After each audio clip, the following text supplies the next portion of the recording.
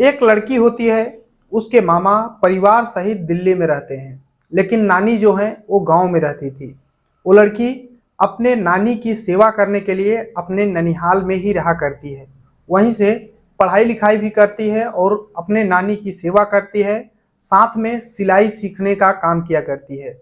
वो लड़की जितनी चंचल थी उतनी ही खूबसूरत भी थी। लेकिन उस लड़की के साथ एक दिन कुछ ऐसा होता है कि पूरे सोशल मीडिया पे, पूरे बिहार में ही नहीं बल्कि पूरी दुनिया में उसका नाम तेजी से वायरल होने लगता है।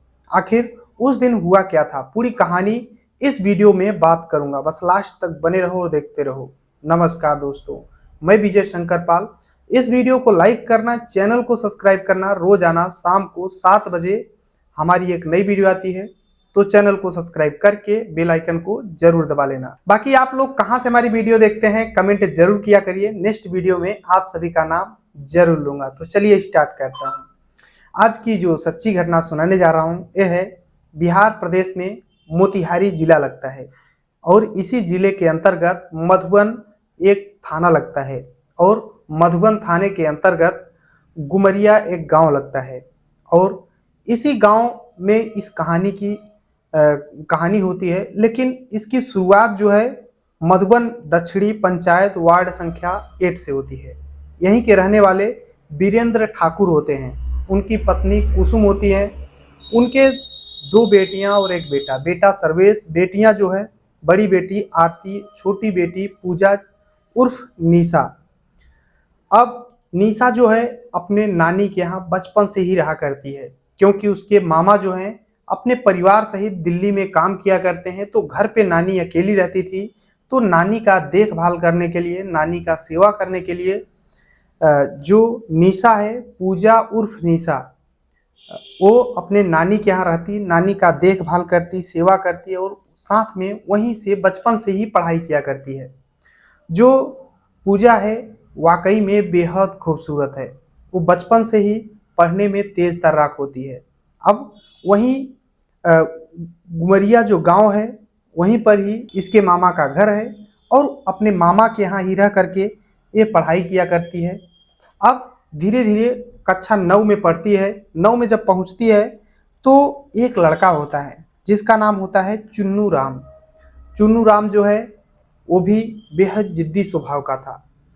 चुन्नू राम एक दिन इस पूजा को देखता है तो उसके ऊपर दिल दे बैठता है, और चुन्नू राम डायरेक्ट पूजा से बोलता है कि पूजा, तुम वाकई में बेहद खूबसूरत हो और मैं तुमसे दोस्ती करना चाहता हूँ। तो पूजा बोल देती है कि क्या तुम मेरी खूबसूरती से दोस्ती करना चाहते हो? तो चुन्नू राम बोलता है कि नहीं, मैं तुम्हारी खूबसूरती के साथ साथ तुमसे दिल से प्यार करता हूँ, और आज ही मैं तुमसे वादा करता हूँ कि पूरी ज़िंदगी तुम्हारे साथ रहूँगा, बस तुम मुझसे दोस्ती कर लो। आखिरकार उसकी जिद के आगे पूजा टिक नहीं पाती है, और फिर क्या था, चुन्नू राम और पूजा के बीच में दोस्ती हो जाती है। अब ये दोस्ती धीरे धीरे प्यार में बदल जाती है। अब चुन्नू राम और पूजा अलग अलग जगहों पे मिलना शुरू कर देते हैं। दोनों के बीच में शारीरिक संबंध बन जाते हैं। दरअसल जो पूजा है उसके मामा के घर पे कोई नहीं रहता था, मामा उसके बाहर रहते थे। नानी थी, नानी अगर कहीं बाहर चली जाया करती थी या फिर रात में सो जाती तो पूजा उस चुन्नू राम को अपने घर में बुला लिया करती थी और शारीरिक संबंध बनाया करती थी। ऐसे ही टाइम धीरे धीरे बीत रहा होता है, समय बीत रहा होता है। लेकिन अब एक दिन की बात होती है, जो पूजा है चुन्नू राम से बोलती है कि मेरी जो नानी है आज कहीं गई हैं, मार्केट गई हैं और दिन में कोई नहीं है। आखिरकार चुन्नू राम जैसे ही ये बात सुनता है पूजा से बोलता है कि बस तुम वहीं रहो, मैं आ गया, और फौरन पूजा के घर पे पहुंच जाता है। तभी जो उसकी नानी है वो आ जाती हैं और देख लेती हैं चुन्नू राम को घर से निकलते। पूजा को भी बहुत ज़्यादा डांटती हैं, लेकिन पूजा बोलती है कि नानी गलती हो गई, आज से मैं ऐसा कभी नहीं करूँगी, और फिर नानी जो उसकी है वो भी माफ़ कर देती है।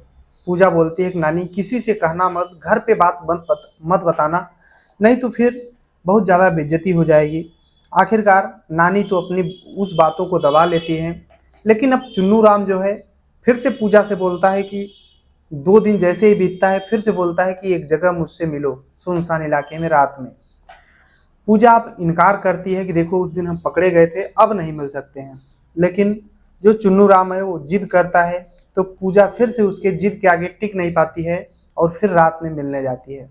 अभी मिलने का सिलसिला जो था रुकने का नाम नहीं लेता है। एक दिन की बात होती है, रात में जैसे ही दिन डूबता है और ये लोग मिलने जाते हैं, गांव के कुछ लोग देख लेते हैं। यानी धीरे धीरे गांव के काफी लोग जान चुके थे कि चुन्नू राम और पूजा के साथ में संबंध बन रहे हैं। अब ये सिलसिला धीरे धीरे चलता रहता है। अब धीरे धीरे टाइम बीतता है और जो पूजा है वो 12वीं में पहुंच जाती है। 2024 में 12वीं का पेपर देती है। वो पेपर देने के बाद अपने घर चली जाती है, यानी जहां उसके माता पिता रहते हैं। लेकिन वहां पर जब जाती है तो फिर से बिना चुन्नू राम की उसका मन नहीं लग रहा था, क्योंकि दोनों एक दूसरे से बहुत ज़्यादा बात किया करते थे, बहुत ज़्यादा क्लोज थे। तो फिर से अपने माता पिता से बोलती है कि हमें सिलाई सीखना है, मैं नानी के घर जा रही हूँ। उसके माता पिता भी बोल देते हैं कि ठीक है, अगर तुम्हें सिलाई सीखना है तो जाओ। अब फिर से जो पूजा है अपनी नानी के घर आ जाती है और फिर से वही सिलसिला चलने लगता है। अब समय धीरे धीरे बीतता है। 14 अगस्त 2024 की बात होती है। जो पूजा की नानी है वो पूजा से बोलती है 14 अगस्त को कि तुम घर पे ही रहना, मैं आ रही हूँ। दरअसल पूजा जो है बरामदे में सो रही थी और पूजा की नानी जो है वो श्रावणी का पूजा होता है, महिलाओं के साथ नाखून कटाने के लिए जाती हैं। और वो जाती हैं लगभग 2:30 बजे, वापस लौट कर आती हैं तो देखती हैं कि पूजा बरामदे में सोई थी लेकिन यहाँ पर है नहीं। वो सोचती हैं कि शायद अंदर सोई होगी। तो पूजा की नानी जो है घर के अंदर प्रवेश करती है और जैसे ही प्रवेश करती हैं देखती हैं कि जो पूजा है उसका सिर अलग है और खून बिखरा हुआ है। ये सब देख करके वो चिल्लाते हुए बाहर आती हैं। आसपास के लोग सुनते हैं और देखते ही देखते सैकड़ों की संख्या में लोग इकट्ठा हो जाते हैं। किसी ने पुलिस को फ़ोन किया। मौके पर थाना अध्यक्ष संजीव मौवार वो पहुंच जाते हैं। अब ये मामला तेजी से वायरल होने लगता है कि एक लड़की है जो कि अपने नानी के घर रहती है और उसको किसी ने इस दुनिया से हटा दिया है। आखिरकार पुलिस जो है, पुलिस के दल बल, एसपी जो भी होते हैं, बड़े बड़े अधिकारी वहां पर पहुंचते हैं क्योंकि मैटर सीरियस था। अब जो पूजा है उसके माता पिता भाई बहन सब वहां पर पहुंच जाते हैं और सभी, अब पुलिस पोस्टमार्टम के लिए भेज देती है और अलग अलग एंगल से जांच करने लगती है। दरअसल वहां पर घटना स्थल पे एक मतलब गणासा मिलता है। आखिरकार पुलिस अब जांच पड़ताल करने लगती है, पूछताछ करने लगती है। उस पूजा के नानी से पूछती है तो पूजा की नानी बोलती है कि साहब मैं तो सिर्फ गई थी अभी श्रावणी का पूजा पे नाखून कटाने और मैंने आई तो ये सब देखी। आखिरकार पुलिस अब अलग अलग एंगल से जांच कर रही थी कि आखिर ये सब हुआ कैसे। तभी पूजा की नानी बोलती है कि साहब गांव का एक लड़का है, उससे इसका कुछ संबंध बनता था और कई बार लोगों ने पकड़ा भी था। दरअसल गांव के जो लोग हैं वो भी बताते हैं। अब पुलिस क्या है उस लड़के को ढूंढना शुरू करती है तो पता चलता है कि चुन्नू राम जो है गांव छोड़कर भाग चुका है। अब पुलिस उसका नंबर लेती है, उसका लोकेशन ट्रेस कर लेती है। अब मुश्किल से 12 घंटे के अंदर अंदर चुन्नू राम को पुलिस गिरफ्तार कर लेती है और जैसे ही गिरफ्तार करती है उससे पूछताछ करने लगती है कि आखिर ये सब किसने किया। तो चुन्नू राम पहले तो बोलता है कि साहब मैं कुछ जानता ही नहीं हूँ क्या हुआ है, लेकिन जब वो घर छोड़ के फरार हो गया था तभी पुलिस को डाउट हो गया था कि इसी ने सब कुछ किया है। अब पुलिस उससे सख्ती से पूछताछ शुरू कर देती है तो बताता है कि साहब मैं अकेले ही नहीं बल्कि मेरे 2 दोस्त और यानी 3 लोग मिल करके उसे इस दुनिया से हटाए हैं। अब पुलिस बोलती है कि आखिरकार वो तुम्हारी प्रेमिका थी, तुम उसके साथ मिलते जुलते थे, उसे इस दुनिया से क्यों हटा दिए, आखिर क्या तुम्हारी ऐसी मजबूरी थी। तब चुन्नू राम जो है एक कहानी सुनाना शुरू करता है। वो बताता है कि साहब मैं लगभग 4 साल पहले से ही पूजा के संबंध में था। अब समय धीरे धीरे बीत रहा था। जो पूजा और चुन्नू राम दोनों एक दूसरे से वादा कर लिए थे कि हम लोग दोनों शादी करेंगे, एक साथ जिंदगी बिताएंगे। लेकिन जब समय धीरे धीरे बीतता है, अब इधर जो चुन्नू राम है इसकी जिद की वजह से पूजा की बदनामी हो रही थी। आसपास के गांव के ही नहीं बल्कि बगल के गांव के लोग जान चुके थे कि चुन्नू राम और पूजा के बीच में अवैध संबंध है। आखिरकार ये बातें पूजा की नानी को ही नहीं बल्कि उसके मम्मी पापा को भी पता चल चुकी थी। तब जो पूजा के मम्मी पापा हैं वो सोचते हैं कि पूजा की अब शादी कर देंगे। 2024 में पूजा की उम्र 19 साल हो चुकी थी। तो पूजा की मम्मी पापा सोचते हैं कि अब शादी कर देंगे, मेरी बेटी का और हम सभी का बदनामी हो रहा है इस लड़के की वजह से। एक बार गांव में पंचायत भी होती है इसकी वजह से, और उस पंचायत में बताया जाता है कि कोई एक दूसरे से बात नहीं करेगा, लगभग 5 महीने पहले। और उसी समय पंचायत में ही पूजा के मम्मी पापा सोच लेते हैं कि मैं अपने बेटी की शादी कर दूंगा और अब इतना बेइज्जती बर्दाश्त नहीं होगा। लेकिन उसी समय जो चुन्नू राम है वो जैसे ही पंचायत से बाहर निकलता है और पूजा की मम्मी पापा से डायरेक्ट बोलता है कि देखो, मैं आपकी बेटी से ही शादी करूंगा, अगर आपकी बेटी से मैं शादी नहीं कर पाऊंगा तो मैं आपकी बेटी को शादी होने से पहले इस दुनिया से हटा दूंगा। उसकी मम्मी पापा पुलिस में कंप्लेन करने के बजाय सोचते हैं कि चलो जाने दो, जो बोल रहा है इसको इग्नोर कर दो, बस शादी कर दूंगा या अपने घर चली जाएगी, झंझट खत्म।